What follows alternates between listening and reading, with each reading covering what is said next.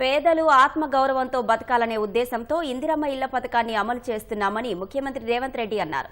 తొలి విడతలో భాగంగా నియోజకవర్గానికి 3500 ఇళ్ల చొప్పున మంజూరు చేస్తున్నామని, లబ్ధిదారులకు ఇది పండుగ రోజని అభివర్ణించారు. సచివాలయంలో మంత్రులు, ప్రజాప్రతినిధుల సమక్షంలో ఇందిరమ్మ ఇళ్ల యాప్ను ఆవిష్కరించారు. ఇళ్ల నిర్మాణంలో పారదర్శకత కోసం యాప్ తెచ్చినట్లు సీఎం తెలిపారు.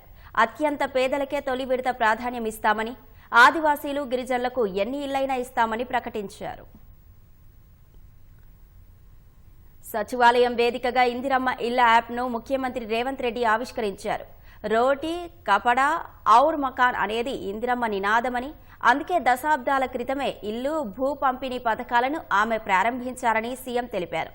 ఇందిరమ్మ ఇంటి నిర్మాణం కోసం ప్రతి పేదవాడికి 5 లక్షల ఆర్థిక సాయం చేస్తున్నామని, తొలి దశలో 4.5 లక్షల ఇళ్ల నిర్మాణానికి పరిపాలనా అనుమతులు ఇచ్చినట్లు ప్రకటించారు.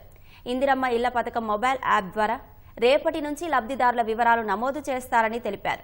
ప్రతి మండల కేంద్రంలో ఒక మోడల్ హౌస్ ఏర్పాటు చేస్తామన్నారు.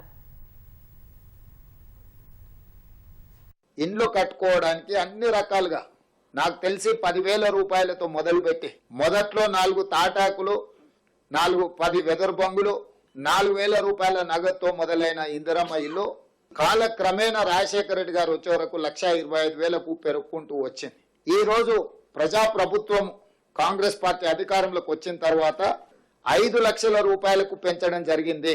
ప్రజాపాలనలో వచ్చిన అప్లికేషన్లు పరిశీలించడమే కాకుండా సాంకేతిక నైపుణ్యాన్ని, ఆర్టిఫిషియల్ ఇంటెలిజెన్స్ ను జోడించి ఏ ఒక్క ఇల్లు కూడా అనర్హులకు అందకూడదు, అర్హులైన వాళ్ళకే ఇల్లు చెందాలి అన్న ఆలోచనతోని నూతనంగా ఒక యాప్ తీసుకొచ్చి యాప్ ని రోజు రిలీజ్ చేయడమే కాకుండా విధి విధానాలను కూడా సరళీకృతం చేసి, ఎందుకంటే ఎక్కడైనా ఎవరైనా ఆర్థిక ఏదైనా అప్పు సప్పు చేసి కుటుంబంలో 2-3 ఉంటే ఇంకా కొంచెం మంచిగా కట్టుకోవాలనుకున్నప్పుడు వాళ్ళకు వెసులుబాటు, ఇంటి స్థలం ఒకవేళ ఉంటే ప్రభుత్వం ఇచ్చే సంక్షేమ పథకంతో పాటు వాళ్ళు అదనంగా ఒక గది నిర్మించుకున్నా కూడా ఎలాంటి అభ్యంతరాలు పెట్టొద్దు, తద్వారా వాళ్ళు ఇంకా ఉన్నతంగా బ్రతకడానికి అవకాశం ఉంటుందని చెప్పి పేదలకు వెసులుబాటు కల్పించాలన్న ఆలోచన సూచన మా మంత్రి గారు చేయడంతో ఉప ముఖ్యమంత్రి గారు నేను కూడా ఇది మంచి సూచన అని చెప్పి వాటిని ఆమోదించడం జరిగింది.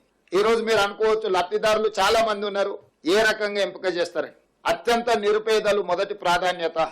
అత్యంత నిరుపేదల్లో దళితులు, గిరిజనులు, ఆదివాసీలు, వ్యవసాయ కూలీలు, పారిశుద్ధ్య కార్మికులు, దివ్యాంగులు, ట్రాన్స్జెండర్లు, వీళ్ళకి మొదటి ప్రాధాన్యత ఇవ్వడం జరుగుతుంది వరుస క్రమంలో.